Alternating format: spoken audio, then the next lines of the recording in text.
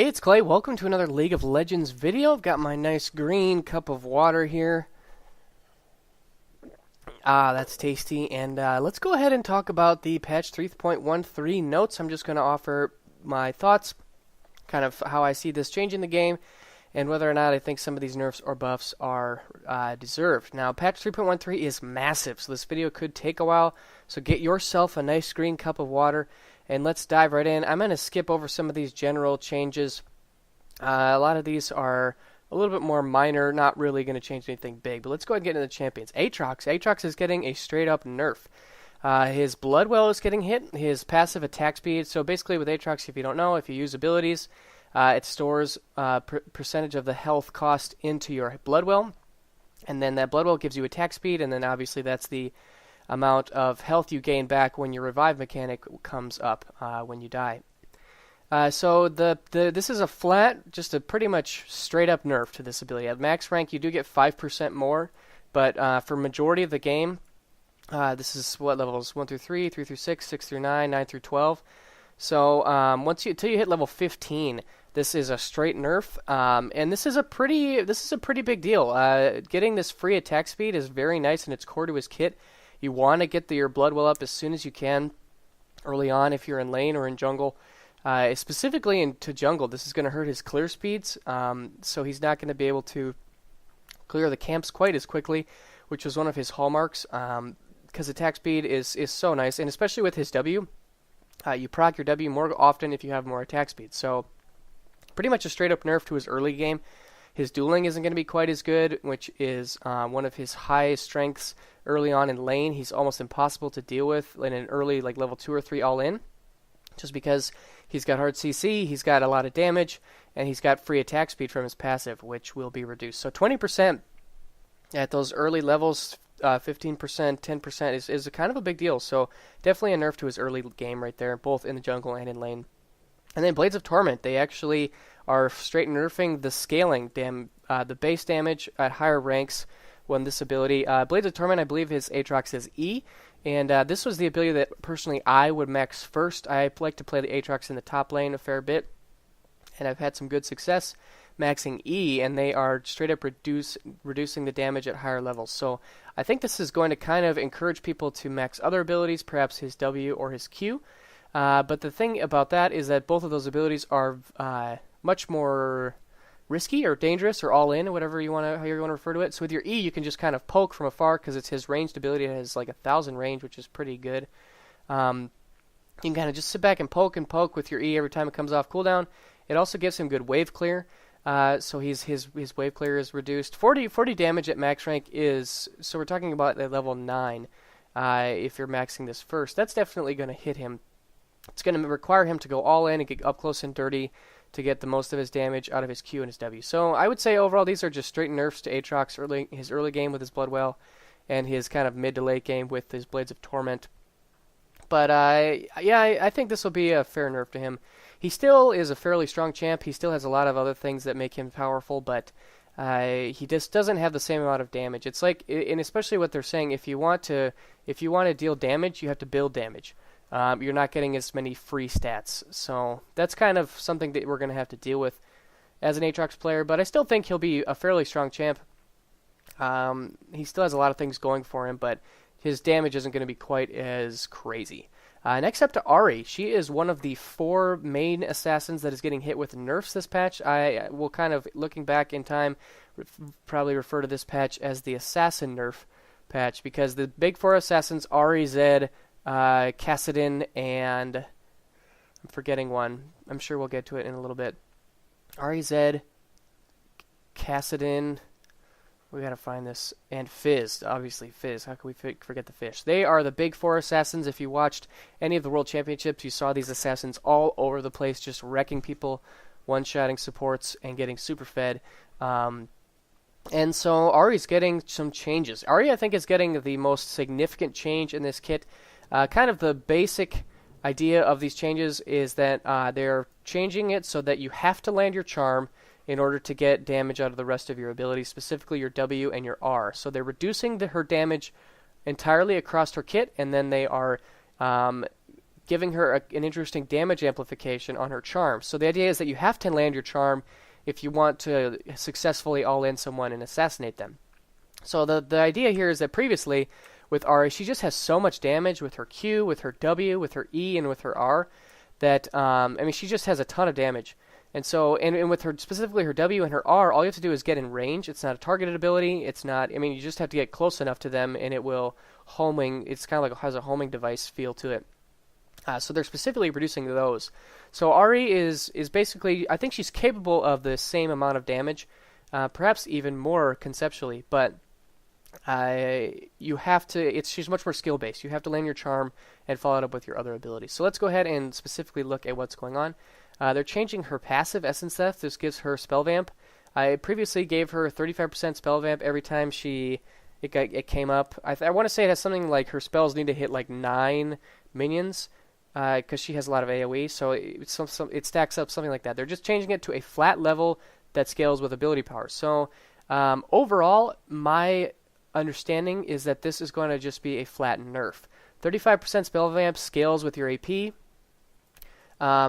So the more damage you're doing, obviously, the more spell vamp you're getting back. But this is more of it's less dependent on your AP with a 0.09 AP ratio, which is very low, and more dependent on a flat level.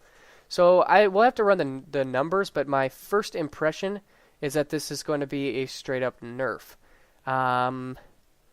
Let's say you're doing maybe like a rank 2 or 3. Let's say if you do like 200 damage times 35%. 70. So,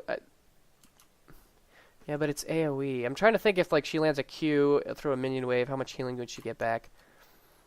If we compare that to, let's say she's like level 4 or 5, so that'd be 2 plus, so it'd be 7. Yeah, it seems to me like it's pretty much a straight up nerf to her passive and her sustain. So it makes her a little bit more. She's not going to be able to just kind of, because I know sometimes you'll play against Ahri and you guys will have a trade and then she'll spend the next 2 or 3 waves just pushing it with her Q every time her passive comes up, and all of a sudden she's back to full health. So it's going to reduce that healing she gets. And then her W, Foxfire, the mana cost is reduced. This is insignificant really. And then this is kind of the big deal, is that basically the damage is reduced by 20%. So diminishing returns affect the same target increase to 70% from 50%. So if you look, the numbers are right here. Max rank 224 down from 280. That's a pretty big nerf. And then 0.64 down from 0.8, also a pretty big nerf. But then they are supplementing that by giving her a 20% increase in damage if you successfully land a charm and follow it up with a Foxfire. And then on top of that, they are actually raising the mana cost. So it very much seems like, and then I guess we can do the ultimate as well. Base damage and scaling is reduced by a little bit, not a ton. At max rank 150 down from 165.3 versus 0.35. So if you land all 3 procs at max rank, you're getting 495. You were getting 495, but now you're only getting 450, so 50 less damage, and a 0.9 AP ratio versus a 1.05. So straight up nerfing her R and her W and her passive, I think. And then kind of increasing the power from her charm. So, and if you read kind of what they're trying to do is allow Ahri to have a little more counterplay and kind of the ability to have success against her if you play it correctly. So right now with Ahri, it's basically like if she just gets close to you, she does a ton of damage because her W and her R just require proximity. There's no skill involved. There's no dodging involved. It makes her very difficult to play against. I know I played a game last night I think I played Ezreal mid lane, and kind of through a sloppy trade early on, I got set behind, and then once she hit 6, she just all-in me, and even though I dodged the charm, she still had enough damage from her R and her W to take me out. So they're kind of reducing that free guaranteed damage, and they're requiring her to play more skillfully. So the mana cost is increased, which is definitely a nerf. Usually this would be a 1-point skill, so it usually would be at 50. So an increase in mana is definitely going to change how she plays out early on. And then also, this 20% increase in damage makes it so that you have to land the charm and then her other abilities. I don't think her Q is getting a change, though. So my understanding, if I'm reading these numbers correctly, if you add, so let's say you hit a basic combo of E, Q, W, R, or something like that, You're getting 20% increase on this, which would return it to its previous level. A 20% increase on this, which I'm not actually sure. It seems like it would increase the damage overall. Because I think that these, like, 20% of 495, I don't think is just 40. So I think this is actually a buff. And then her Q didn't receive any nerf. So if you land all of your spells, I think you're actually capable of dealing more damage. I think. But if you don't, you're doing significantly less damage. So they're very much requiring that if you want to play Ahri successfully, you have to land a charm. We'll see how that plays out. But those are kind of my initial reactions. Next up is Corki. Corki has been very, very powerful. He was one of the most contested AD carries at Worlds. He received a series of buffs over a couple of patches, including some mana reduction, especially on his ultimate, which got down to like 20 mana per rocket. And then the big buff to Trinity Force, which is very much a core item on Corki. He can make use of every statistic. Just skyrocketed him into prominence. But so they're kind of toning him down a little bit. It looks like they want to leave Trinity Force where it is, and then kind of balance him around the current state of Trinity Force, which I think is a fairly good choice. Triforce is still extremely powerful. So I don't know what to say about that. But anyways, base attack speed is reduced. This may not seem like much, just kind of a 0.03 change, but base attack speed is very, very important because any attack speed you buy on top of that scales off of your base attack speed by a percentage. So if you buy a Phantom Dancer, I believe you gain 40% attack speed. I think Triforce gives 30% attack speed. Berserker's Grief's 20%. So this is all giving you a percentage increase. So if you're starting with a lower value, you're not getting as much as if you started with a higher value. So this is definitely a fair nerf to him, especially early on in his laning where you don't have any items to kind of supplement your attack speed at all. And he doesn't really buy that much attack speed anyways, so I wouldn't say this is like crushing, just because he's more about mixing in, you know, his ultimate and his Q with his basic attacks and getting those Triforce procs. So not like a crushing nerf, but it definitely changes his power level, especially early on. And then he also won't scale as well with attack speed too. So something to consider. And then the big nerf is to his Missile Barrage. And unfortunately, this pretty much directly would target an AP Corki build, which I really enjoy, that focus entirely on Missile Barrage. But his AD Corki is getting hit as well. So the idea here is that it's less overwhelming early on. So the damage is actually 20 less at rank 6, which is when usually Corki has a massive power spike. But then at last rank, it's the same. So it just at level 6 and 11, once he hits 16, I believe, it'll be the same. And then this is kind of the big thing, this cooldown. So the cooldown between missiles increased from 1.2 to 2 seconds. That's almost doubling the cooldown, which is kind of a big deal. And then the cooldown between missile shots can no longer be reduced by cooldown reduction, which is a big deal. You know, if you're... I mean... This is more targeting AP Corki, I guess, just because I'm trying to think on AD Corki if you ever would buy CDR. And in my understanding is that you want to get like Triforce, BT, Last Whisperer, and then you're kind of good to go. So you're not really buying cooldown reduction, so this isn't really going to hit his AD Corki. But AP Corki is kind of getting a straight-up nerf, which is kind of interesting. But this is kind of the big thing right here in my mind, is that you're almost doubling the time that it will take to fire your rockets. So that's definitely going to reduce his power level, especially once he hits level 6. He'll be definitely weaker. So definitely a nerf to Corki. A nerf to Corki. It's kind of interesting. Like Corki was totally unplayed before the Triforce changes, and then they gave him some of those buffs, and people still weren't really convinced. But then once they buffed Triforce, it was like Corki is all of a sudden insanely powerful. So they're kind of hitting him fairly hard here.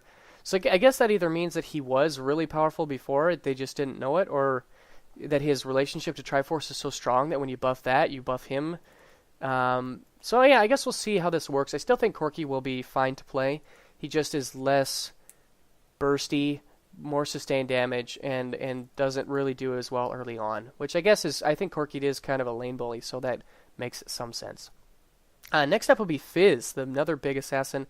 They're pretty much straight up hitting his W. Very straightforward. The AP ratio is getting reduced from 0.35 to 0.15. This is just a bug fix, but this is the big thing right here. And so the thing with Fizz is that there have been times where I'm playing AD carry and he'll Q me and W, and I'll just die, like after a couple of auto attacks from like Q and a couple of W empowered auto attacks. You'll just straight up die. And so he can't really do that anymore. Now you really need to hit your ultimate, your Shark, and you need to hit your E if you want to maximize Fizz's damage, which is definitely makes him a little bit more risky, because I know with Fizz, it's really, really nice if you can pop somebody pretty much with your Q and your W, and then use your E to get away. But now they're requiring it that your E becomes your damage, like a big source of your damage. So they're making his play weaker at higher levels, and they're just kind of making it more risky overall. So, yeah, this is a straight nerf to Fizz. I still think, I mean, he's still going to be strong. This isn't, like, crippling. He just won't scale as well, and he won't be as annoying to play against. He's going to actually need to land all of his combo to kill somebody, which I think is deserved. He should do that. Heimerdinger. I actually have not played more than, like, 1 or 2 games with Heimerdinger. So I can't really... He's getting a full rework.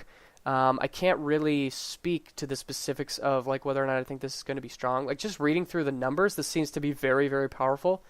And the potential to really wreck people. I mean, my understanding is that they're giving him more tools. Like his core concept is kind of like Heimerdinger is a very strong pusher. He has very strong zone control. Like wherever he sets up his turrets becomes a very, very powerful place to fight for your team.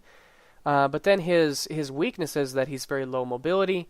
And if once somebody gets on top of him, and if you can kind of separate him from his turrets, you kind of really can gut him.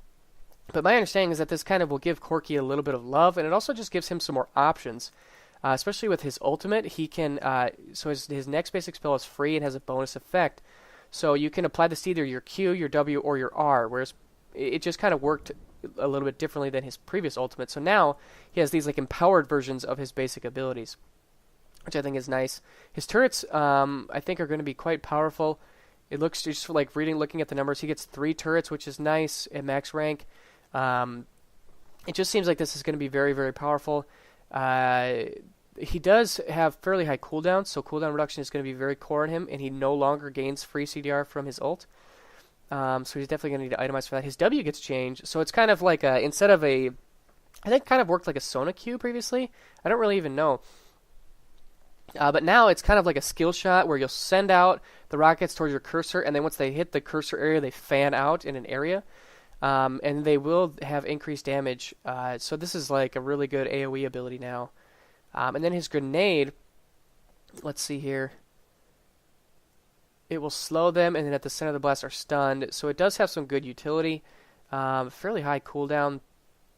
And then the upgrades. So his turrets, yeah, so they have this beam damage, which is really, like, look at this, 375 plus 0.8. That's a really high amount of damage on the beam. So, like, imagine if you had 3 turrets and you ult them and they all get the beam attack or something. Like, the damage there just seems to be crazy high. And then if you ult his W, let's see here. Yeah, you're dealing even more. Like, look at this damage. Like, 865 with a 1.83 AP ratio. That's like this right here seems brokenly overpowered. In like, if you get like 500 AP, let's just see. Like, I think it'll probably be hard. Like 4 waves of rockets, and they take reduced damage. So the max. So like, let's just run the numbers here. Let's say you have 500 AP, 865. Let's do plus 1.85 times 500. Like, these numbers are going to be crazy. Yeah, this is almost doing 2,000 damage with an empowered W. Like, that seems crazy high. And then you've got the turrets on top of that and the grenade. That's just one ability. But that does require that you land all 4 waves. So it's probably a little deceptive. It's like Lucian's ultimate. The numbers seem high, but you're not likely going to land everything. But that just seems very powerful, just from the numbers perspective. And then the grenade, you get increased. Let's see here. So it will actually discharge 3 times. Both the stun and the slow areas are large. And the slow. Okay, so this gives him a lot of utility here. The ability to kind of like AoE and continually slow. So overall, a huge buff to Heimerdinger, I would say. and just a nice rework. I'm really excited to try him out. I think he, like, conceptually is a very interesting champion and very different than the standard. But, like, I think you could see Heimerdinger pop up in kind of an unconventional team comp and being very, very successful because from what the looks at these numbers, he looks like he'll be very powerful at what he does. It just depends on whether or not you want what he does, which I think is good. Heimerdinger should be a very strong niche champion. I think that's a fair statement. So Jinx, a straight nerf to Jinx. Jinx, I think, has been considered to be overpowered on release. She just has a ton of damage. She's got a great amount of utility, and she gets a lot of free stats. So they're basically straight up nerfing her. The minigun, they're reducing the attack speed at early levels. So these are kind of the big changes right here. 30% down from 50 at rank 1. So it really does encourage you to level this up. And basically, it just kind of reduces her lane bully potential because she gets so much free attack speed at early levels that it's very difficult to trade with her effectively. And then they're straight up reducing the effectiveness of Zap. The base damage is reduced at early levels by a little bit. 20 damage down at rank 1. And the mana cost is increased a little bit, just 5. And it no longer reveals stealth units. So a little bit of a nerf to Zap. Overall, I would say these are fair nerfs to Jinx. She can be a little bit overwhelming in lane. And on top of that, I think she does scale extremely well into late game and can be a bit of a hyper carry. So reducing her power early game, I think, is nice to kind of, because all the other hyper carries, Kog'Maw, Twitch, Vayne, Tristana, they all have relatively weaker early to mid games. So if Jinx is going to be kind of that hyper carry with her reset potential and her range and her damage and her utility, you kind of want her to struggle a little bit early on. So I think these are good changes. I actually think they could even probably target her a little bit more because she is still very, very powerful. Kassadin, he is the next assassin up on the chopping block. Some big time changes to him as well. Not as much as to Ahri, but they are.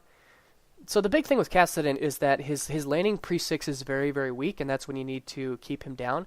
But then once he hits 6, he's just impossible to deal with. He can rift walk all over the map and be in fights better than any other champion in the game. He has incredible mobility, and he also has good utility as well as damage. So he's got mobility, utility, and damage, and that's kind of a dangerous combination. It just makes it very, very hard to keep Kassadin down in the mid game. So what are they doing? They're reducing his magic resist per level. So he previously did gain magic resist per level, and now he's gaining none. So that is going to allow him to be less defensive against AP champions, especially early on. That little bit extra magic resist really helps with your early laning. So it will allow him to not bully those opponents as much. And the Null Sphere, I believe this is his Q. The base damage is getting hit pretty heavily. 60 damage nerf at max rank. This would usually be the ability you're maxing first. So his power spike at rank 9 is definitely weaker. And this is a really important change because, so think about where you're at as you're playing Kassadin in the mid game. Usually you're kind of going for like a Tear or a Rod of Ages or maybe both. You don't really have that much AP yet, so you're relying heavily on your base damage.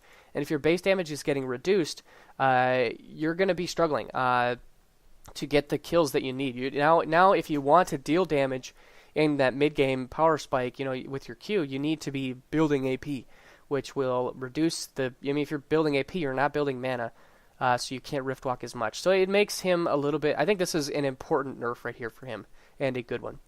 Silence duration is changed. It's actually increased at level 1 from 1 second to 1.5, and then max rank it's pretty much the same. So interesting. They actually are kind of buffing the silence element. So kind of moving this away from a high damage nuke to more of a medium damage, high utility nuke. I mean, like a half second increase on the silence is, that's kind of a big deal. 50% increase. Interesting. So a nerf and then a buff. Mana cost reduced. Okay. So not a huge change, just at higher levels, but still, mana cost reductions are always nice, especially on somebody who's very mana hungry. And then Riftwalk, base damage increased. Whoa, so a buff to Riftwalk. And the base damage per Riftwalk reduced. Okay, so he deals more damage on the initial Riftwalk, but it doesn't stack quite as heavily. Added 1.1 ability ratio per stack. Oh, so I'm guessing that this pretty much evens out this, and now refunds 50% of the total mana cost when Riftwalk damages an enemy champion. Okay, so this seems like a bit of a buff to Riftwalk overall. Well, okay, so I guess they're shifting his damage to his Riftwalk. So you have to use Riftwalk for the damage if you want to get the same level of damage like you had from your Q. So, interesting. Okay, so this makes sense, yeah, because he can deal high damage with his Q and his E, and then uses R to escape. This is forcing him to use Riftwalk offensively as a part of his damage. Okay, which makes sense, because it gives opportunities for counterplay if he goes in when he should not. So I guess that makes sense. It should, as an assassin, he should be all in. He shouldn't be so safe. So I think these are good changes. I'm just a little bit concerned about these Riftwalk changes. I think I'd see this getting to be a little bit out of control, especially this mana cost reduction. He'll just start blinking all over the place, and as the damage gets increased on per stack, that could be a little frightening. So I guess we'll see how this goes. Overall, I don't think they really nerfed Kassadin that much. The big nerfs were to his MR and his Q damage. So I guess we'll see, but not as much of a nerf as I was kind of anticipating. Next up is Morgana. Just some real quality of life to her to help her kind of fit with more modern champions. She's a very old champion, and she has some clunkiness to her kit. So they're improving her basic attack, giving her better attack speed, and a little bit more range. All just kind of to help her lane a little bit more effectively. Not huge game breaking. I mean, base attack speed, who cares about base attack speed on an AP champion? And then just a change to Tormented Soil, her W. They're giving it a percentage-based damage on missing health instead of the magic resist debuff. So this is a little bit better against enemies who are low, so it really encourages her to lead with her Q and then follow up with her W, and as they get lower in health, it deals more damage, rather than, like, it was a little bit weird that you get the magic resist debuff on your W, even though you want to throw out your Q first so you could guarantee that they sit in your W. So I think that this makes sense, just kind of a little bit of love to Morgana, not really, like, changing her power level too much. Olaf, he's getting straight up buffed. The slow duration on his undertow is increased by a half second, at all ranks, so that's a nice little buff right there. And the mana cost changed to 60, so for the most part, that's a buff. A pretty big increase to Vicious Strikes, especially, look at that, like 40 from 20, that's double. So Vicious Strikes is definitely buffed, and then Reckless Swings reduced damage. Okay, so he's not going to hurt himself as much. So basically just a straight up buff to all three of his abilities. I think this could help him to be strong. I think when they reworked Olaf, he was still very weak. I mean, they recognized that he was undertuned. But, you know, he can still, I think these will help him. I think he still will have problems with identity, because you have a little bit more of an incentive to build damage now with Olaf, just because he has better AD ratios and less kind of like scaling off of health, I believe he previously did. But you kind of have this weird thing with your ult where you gain free defensive stats, but when you activate it, you lose them. So, like, right when you want to go ham, you become squishy. There's still kind of like an identity problem there, which I think is kind of concerning. But, you know, these little buffs to Olaf's basic abilities are nice, and so we'll see how much of his power... I mean, like, specifically, like, this attack speed is nice. So I could see some nice bruiser Olaf builds working. You want to build a little bit of AD, I would imagine. Maybe I want to try out like a Hydra on Olaf. I think that'd be pretty powerful. Hydra into tank. I want to try that sometime. So yeah, I'm gonna give Olaf a try. I think this could be some nice. And you got to watch out with champions like this. Like if he receives another buff in the next patch, he could suddenly be like Flavor of the Month OP. You know, these little buffs. A lot of times people don't really know how to take advantage of them until a little bit later, and then you know we'll kind of see how this works. So Olaf, keep an eye on him. Rammus got a texture update, fantastic. Sivir got a visual upgrade and a bit of a rework. Very nice. Sivir has long been one of the worst AD carries, right there with Urgot. And I think that this is nice. And I think they had an interesting take. So instead of homogenizing her, I think the big thing here is the range. Instead of giving her 550 range, like a lot of people are crying out for, they want to highlight her unique traits. And so what makes Sivir unique? Well, she has a ton of AoE damage.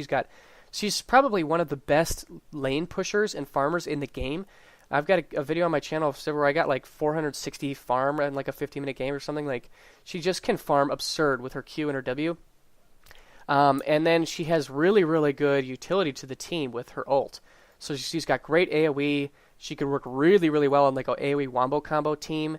So they want to kind of keep that as core. So what are they changing? They're reducing her attack speed per level, which actually is a pretty big nerf, but they are giving her attack speed back on her W. So it kind of gets evened out. We'll get back to that. So Ricochet, this is her W. When activated, her next 3 basic attacks will ricochet, and it no longer has a maximum number of bounces. So I believe previously, and it will bounce to the closest target. That's like a bug fix. And it deals damage to all secondary targets. No longer has base damage. And the cooldown is increased. So what they're doing is they're kind of reducing the upfront damage, and they're increasing like the AoE wave clear splash damage. So previously, this was an auto attack reset, and then it would throw out the bouncing ricochet. I think it bounced 5 times. So and it had like a base level of damage, and it had some sort of, I'm not actually sure if this deals more or less damage, but it definitely changes with the maximum number of bounces no longer exists. So you can like clear out so check this out. You have 3 basic attacks.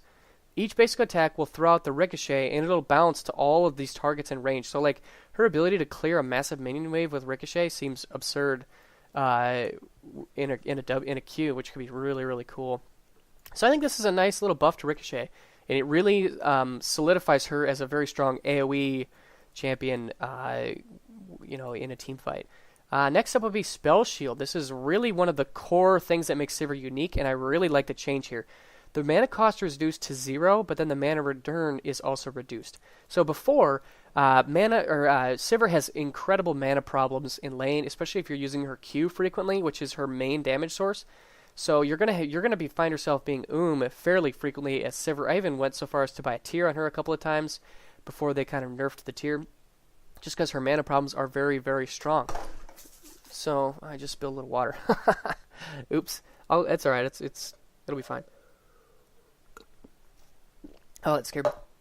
So, anyways, the Spell Shield is, I really like this change. So if you find yourself being your only way to get mana back is to use your Spell Shield, but if you're you can't actually use it because it costs 75 mana.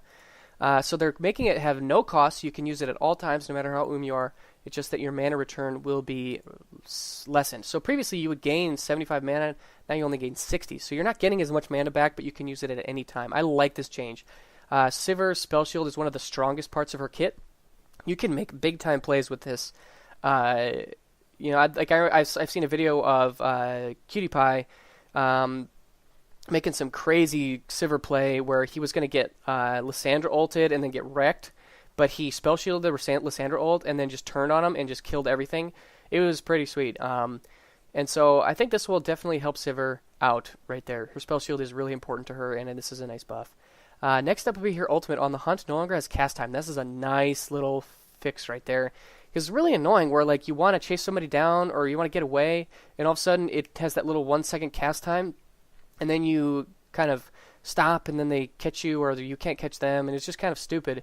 So this is really nice. It no longer gives her free attack speed, but it has a passive where she gains bonus attack speed while Ricochet is active. So her power level really is tied in with her Ricochet because you're getting a lot of free attack speed there from the passive on your ult. So once you hit 6, you're also getting ultimate, but your Ricochet becomes much more powerful. And then the movement speed now begins at 60% and then is reduced, and the cooldown is increased. So overall, I think these are really good changes. Specifically, the Spell Shield change and the Ricochet changes are really nice. I think that this will help her to be powerful. She still is more of a niche pick, very low range, very high AoE, and some good utility. She still has low range and she has no escape. Those are pretty big glaring weaknesses that will prevent her from becoming like an AD carry you see all the time. But I would like to try her out. Her spell shield is very powerful. It is definitely a high skill ability, and she's got a lot of potential in kind of an AoE wombo combo. Like if you had like a Malphite Kennen Jarvan Sona team comp like that, that would be really, really good with Sivir. Just because you could lock everybody down and do a ton of work with her AoE. Next up is Zed. He is, I believe, the last assassin that we're going to talk about, and he got some nerfs. So what are they doing? They're changing his Living Shadow. It's going to take... They're pretty much cutting the travel time in half. So, and this works on his W and his R, and we'll get back to that in a second. And then with his ultimate, it now spawns the Living Shadow at Zed's starting position rather than behind the target, and it increased the untargetable time to compensate for the slower projectile, but the Deathmark Shadow is going to last longer, and it increased the range at which Zed can swap places. So, some big changes to Zed. Zed's shadows are one of his most important things. Using his shadows correctly is really key to using him properly. So, let's talk about this. So, first of all, this increase in shadow time, this is a very significant nerf, in my opinion, because what it does is it gives... So, basically, when you ult someone, and it does that, like, he does that little, like, ho, ho, ho, and it goes black, and then all of a sudden he appears on them. That happens so quickly that it makes it very difficult for people to peel Zed off of your AD carry, or for your AD carry to react properly and get away. And it also makes it very difficult for people to deal with him, just because all of a sudden he's on top of you and you're dead. So the counterplay there is very minimal. So by giving it this increased... So they're doing a couple things. So like, let's say when you ult onto somebody, it's going to be a longer process to get there. You're going to be untargetable for longer. To kind of give you a little more safety, but it's going to allow your supports and your tanks to peel Zed off of your AD carry more effectively, because they have a little bit better time to kind of react to him going in and deal with him once he gets there. So I think this was an important nerf, because it really requires you to have better timing and positioning, and you need a bigger window of opportunity to blow up the AD carry.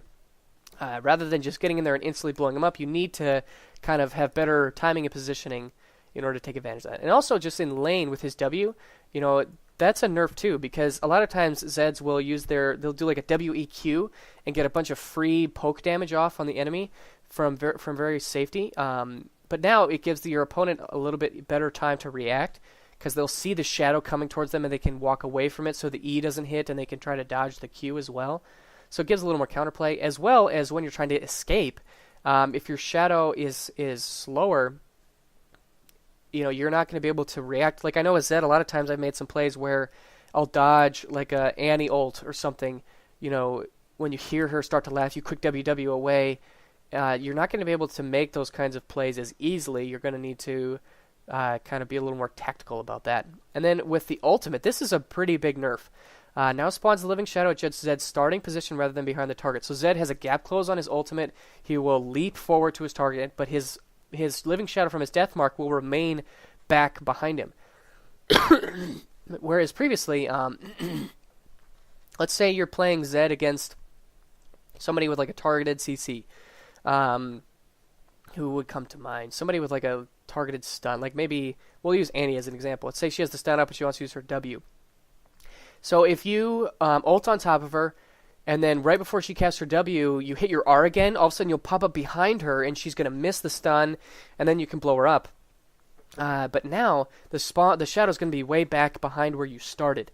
So basically, but they are giving it a little bit of love that the duration is increased, that you can swap back, and the range at which you can do it is to swap back. So, and also this impacts in team fights, because let's say you ult onto an Ezreal, and he E's away, or a Caitlyn and she E's away, or a Corki and he W's away.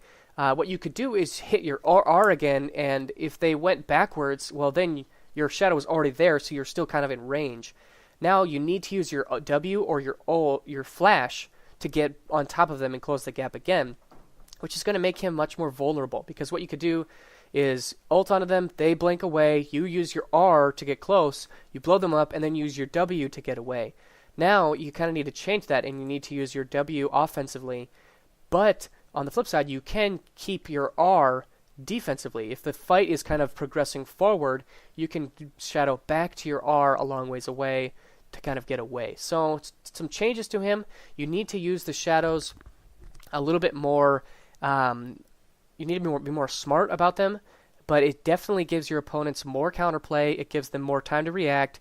and it is overall going to make him less overwhelming. I still think he'll be strong. If you'll notice, there are 0 damage nerfs, so he still has all the damage that he had before. Zed has been known as at least in my mind, the assassin that can hunt 100 to 0 someone better than anybody else. So that won't change. But definitely some nerfs to Zed. I don't think he'll be quite as amazing as he was before, but still a very powerful assassin. You just have to time your going in better. Ziggs is getting a nice set of buffs. Ziggs is a champion you don't see very often. He's a little bit hard to play. He's got a high skill ceiling, but he's a fantastic pusher. He's got great wave clear. He's got great poke, and he's got really nice AoE damage. And so I think he'll be very powerful after this. So his short fuse is his passive. The max damage is increased, which is nice. His passive actually gives him a fair bit of damage. It boosts his auto attacks, which is nice. It basically gives him another spell. And then his Q, Bouncing Bomb. This is an interesting change. So Bouncing Bomb is an interesting ability because you throw it out, and then if it doesn't hit ability, it actually continue to bounce past its maximum range. I want to say the max range is something like 900, and then the max cast range is 900, but then the max bouncing range is something like 14 or 1500, which is like Nidalee Spear distance. So now, let's say that you cast your Bouncing Bomb a little bit past the target radius. Ziggs will actually walk forward and then throw it at that range. Now, if you cast it beyond the range of the skill, it will just throw it out in that direction and not cause him to walk forward. So this kind of makes it a little bit easier to use, because before you really needed to know exactly the distance of Ziggs' Bouncing Bomb. And I think this is a nice change, specifically because you get a little bit of extra distance from the bounces. And there are times when I've played Ziggs and I want to kill somebody past max range with the bounces, but I'm always walking forward because, and you never really throw it out, and it just doesn't really work very well. So it makes him a little bit more friendly to those that aren't as, kind of intimately familiar with his kit. But a change. For those, if you're used to him, this will be a little bit of a change. Personally, I like this change. I think that this makes sense with his kit. So I think this is good. The radius increased from his Satchel Charge. Satchel Charge is the ability where he throws it down, and he can either blow himself away, or offensively, it's kind of like a Greg Assault, or you can use it for enemies as well. It's like a miniature Greg Assault is my understanding. But increasing the radius, I think, will it'll make this also more forgiving, if I'm understanding this correctly, because it gives you more AoE, more bigger kind of range with which you can play with and you can hit enemies, or it just kind of will make this a little bit easier to use. So this is a nice little buff as well. Hexplosive Minefield will deal bonus damage to minions, or no longer reduced damage to minions, and the radius per mine is increased as well. So just a straight buff to Hexplosive Minefield for a farming tool. And then a Mega Inferno Bomb will pretty much instantly clear Minion Wave, which I think it should have done before. So overall, really solidifying Ziggs as a very strong farming champion, very strong sieging, pushing champion, and just some nice kind of little quality of life usage buffs to him. So I think Ziggs could be very powerful. He still is going to have a high skill ceiling, but for that niche, the pushing, counter-pushing champion, I think he'll be very, very powerful. He's still going to be weak to assassins. If you get on top of him, he has a hard time dealing with it because his satchel charges are very clunky disengage. But I think these are good changes to Ziggs. I like the direction they went with. Zyra, she got pretty much straight up nerfed as a support, but hopefully her mid lane mage play won't really change. So basically the idea with Zyra is that you would max your Q, and then if you're playing a support, you just have such high base damage that you can just use your Q to poke them down and really kind of control the lane that way. So they're reducing the damage overall by a little bit, and they're increasing the AP ratio to compensate. So if you're playing her in the mid lane, you probably won't notice hardly any change, but if you're playing her as a support, this will be a buff, a nerf. They're reducing 10% of her CDR from her W. This actually kind of stinks, especially for support, because you're going to have a hard time itemizing for a lot of CDR. Maybe you can get another maybe 10 or 20%. But before, if you get like 20% CDR, you're going to be maxed out. But now you're only be at 30%. That's kind of a big difference. So she's getting less free stats, and free stats are very important to supports. So again, hitting her support play. As a mid laner, this isn't really going to be a big deal, I don't think, because if you get like Athene's and blue buff, you're already maxed out, so this isn't really a huge deal, in my opinion, to the mid lane play. The plant damage is reduced, but it increases per level, just the flat. So it's her plants aren't doing as much early on. So that's a nerf to her support early on as well. Reduced delay before seeds can be stepped on. Just kind of a quality of life bug fix there. Range increased. So just some bug fixes.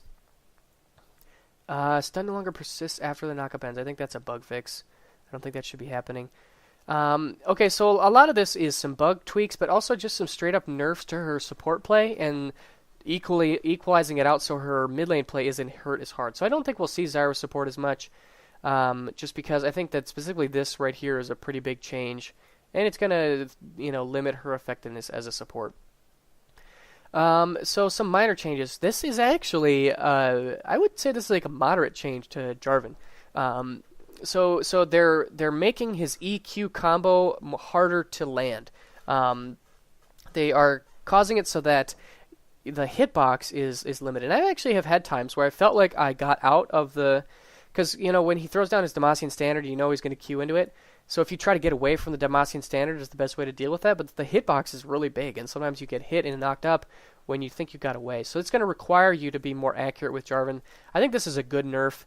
If you're skillful with him, you won't feel it. But if you aren't, you are going to feel this, and it will reduce the number of times you actually get that knockup, and that's his primary form of crowd control. So it hits him. Jarvan is probably one of the strongest junglers, and this is going to. It's gonna reduce his power. I would say this is a moderate nerf, but he's still strong, but just not quite as easy to play as before. 10% increase on slow to Kha'Zix, not a big deal. Some interesting changes to Master Yi. So he can no longer be hit by targeted spells during Alpha Strike. This makes a lot of sense. I don't really know why this was the case before, because when you Alpha Strike, it would make sense to me that you go untargetable for that second. So I think that's a good little change to him. You got to hit him either before or after he Alpha Strikes, not during. And then the mana cost reduced on Meditate, that's not really a big deal, I don't think. Nasus bug fix. Rengar now de-stealths at the beginning of his leap when attacking out of stealth. So that makes sense. So instead of mid-leap, he de-stealths at the beginning. So it gives him more opportunity for counterplay. Rengar is really obnoxious when he gets fed and he just one-shots your carry out of nowhere. There's no counterplay involved. You cannot see him coming. So I think this is a good change. I actually would like to see more of this change, because I think that's a really I just don't really like the way Rengar works as somebody who plays a lot of AD carry. It's very, very annoying. Kind of a bug fix here to Shen. Let's see here. Okay, so it looks like they actually are kind of nerfing his Shadow Dash. Collision radius has been reduced at the start and endpoints of the dash. So it makes his Shadow Dash a little bit harder to hit. Not a huge deal, but I think maybe we'll feel this. Just, I would say, a very, very minor nerf to Shen. He's still powerful, though. He's still got his ultimate. Swain. This is actually a very cool buff to Swain, and I actually just bought Swain. He was the latest champion that I purchased, and I'm really excited about this and want to play him some more. So the big thing with Swain is that he's extremely mana hungry. His ultimate requires a ramping mana cost per second the longer you leave it on. So you need to itemize for mana. But then when you get into these late game team fights, a lot of times you're kind of spell vamp tanking, and you just get through the end of the team fight. But then you're and you can't do anything with that one team fight because you don't have any mana. So you can't really do like a dragon or baron or stay and push because you're totally and when your is a mage, you're worthless. Now, when he gets a killer assist, he gains 9% of his maximum mana. That's really nice. So if you do well in a team fight, you're still going to have mana at the end of the team fight. I think this is a nice buff to Swain. I actually think Swain is very powerful. He's very good against AP or against assassins in general because he's generally built a little tankier. Rod of Ages, Spear Visages are two really, really good items on Swain, and those two items will all together shut down an AP assassin. So very, very good stuff from Swain. I think he could be very powerful. Check Swain out if you haven't before. Syndra, getting a little bit of improvements. So a range increase. Range is a very important stat. So anytime you're changing range, this is a pretty moderate buff. from Scatter the Weak. Now we'll have an arrow indicator, show the direction they will travel if hit by. So that's kind of like, I think, helping both her and her enemies to know kind of what's going on with that, which makes sense because it can be kind of non-intuitive. And then, especially for a champion like Syndra, who isn't seen very often and has a very high skill ceiling. Now we'll have a counter of the spell, track number of dark spears being fired. So her ultimate is increased damage, number of dark spheres that are around. So the counter will actually help know. So that's good. So just some nice little quality of life buffs to Syndra. I think she's very powerful, just very hard to play. And yeah, so if you like really high skill cap champs that are capable of dealing, I want to say her ultimate is capable of some of the absurdly highest single target damage in the game. So keep an eye on Syndra. She could be kind of hidden borderline OP. Bug fix to Teemo. Thresh, not a big deal. Changing to his attack speeds. Tryndamere, okay, this is a bit of a nerf to his split pushing. So they're changing the cooldown reduction every time he crits from 2 seconds to 1 second when he's attacking a minion or monster. So with Tryndamere, he is one of the most overpowering split pushers in the game. So what you can do is use your E to clear the minion wave and then auto attack them, and then by the time you're done with the minion wave, your E is already off cooldown because you got a crit on every minion. That will not be the case anymore, and Tryndamere's will need to be a little bit more conservative and save their E for when they need to get away, rather than just using it on the mini wave and then it's already back up. So I think this is a good change. And if you're going to split push, you really are going to need to get some wave clear items like Static Shiv or Ravenous Hydra. And he's not going to be able to push quite as quickly and still be safe. So So I think these are okay changes to him. He's still going to be a powerful champ. He's still going to do what he does, but just not with quite as much safety. So bug fix to Vladimir, not a big deal. Reducing mana costs on ultimates. These are buffs, especially I think on Ashe. Ashe, I always have like borderline mana problems with her, so that's nice. And then the rest I'm not really going to get into. So anyways, those are the changes. I guess my overarching thing is the assassins have changed, and this is greatly going to. This like really changes League of Legends, because like Ahri, Fizz, Zed, Kassadin are some of the highest picked banned champions in the entire game. So they're really targeting those champs. And then on top of that, if they're tweaking them or nerfing, I would say for the most part the big four got nerfed. And so if you like assassins, other assassins are going to be like that have been kind of sitting in the fringes, like Akali, Diana, LeBlanc, maybe Kha'Zix, Talon. Some of those other assassins that you don't see as much could suddenly become flavor of the month. Like I would not be surprised if we saw one of those champions kind of rise to prominence again, just because these champions are going away. We'll see. And this also indirectly buffs immobile AP casters. So champions that these champions counter, like Twisted Fate, Karthus, those kind of guys who are weak to assassins will suddenly have a little easier time because their counter picks aren't quite as strong. So this really will change a lot, specifically in mid lane. And mid lane is very core and key to the entire game. So kind of keep an eye on these changes. This is an exciting time. There are a lot of changes to these champions, which will really impact the way the game is played. But anyways, I hope you guys enjoyed this video. It's probably absurdly long, so if you made it this far, you're a beast, and I'll give you a big thumbs up right now. Let me know if you want to see more of these in the future, and I will talk to you guys soon. Bye.